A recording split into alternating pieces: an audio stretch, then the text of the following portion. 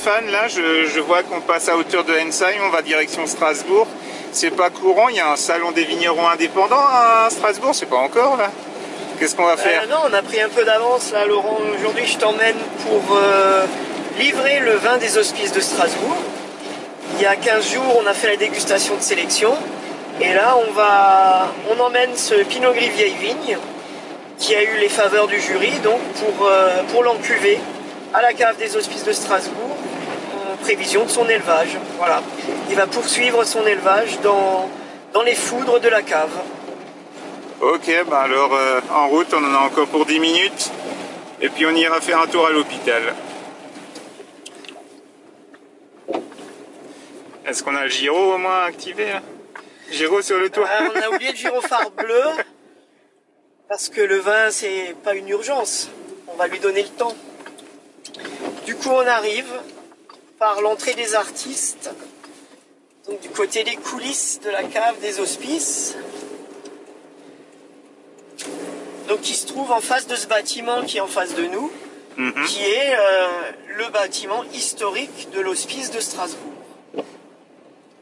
Bâtiment du XIVe siècle, comme la cave qui se trouve en dessous. 1395. Ah là on voit le panneau, entrée.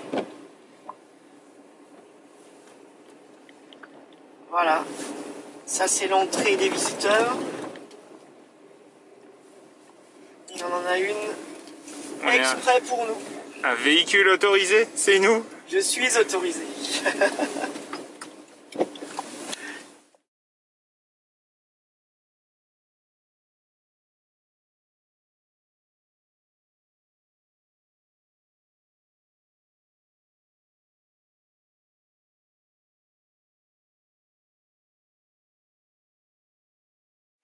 Ok, je vais juste le goûter.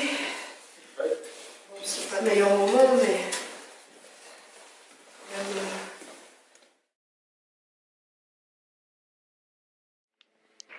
Alors Stéphane, ça y est, on est arrivé. On a passé les bouchons de Strasbourg. On est dans la cave des Hospices de Strasbourg, devant ton fût.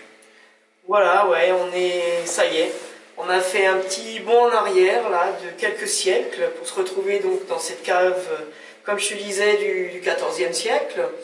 Devant notre fût, qui est un de nos deux fûts, donc où on va encuver, on est en train d'encuver plus exactement le Pinot Gris vieille vigne du millésime 2018.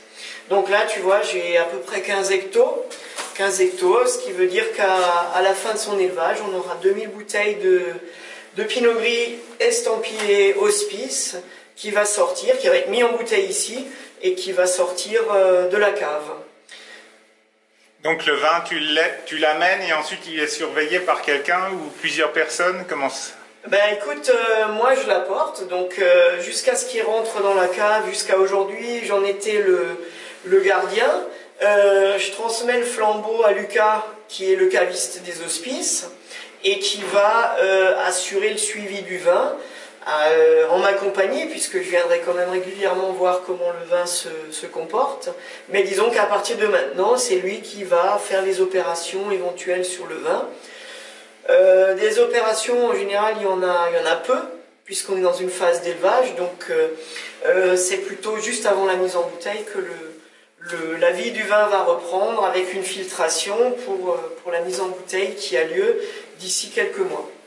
Donc chaque fois que tu viendras te faire un ciné ou un match du Racing, tu passeras aux caves avant, histoire d'aller... Exactement. Ça c'est mon petit stop avant les soirées à Strasbourg. Je viens avec les copains, on goûte, et puis on nouille avant de repartir pour être sûr que le vin s'oxyde pas. Okay. Ni vu ni connu. Merci à toi. Merci Laurent.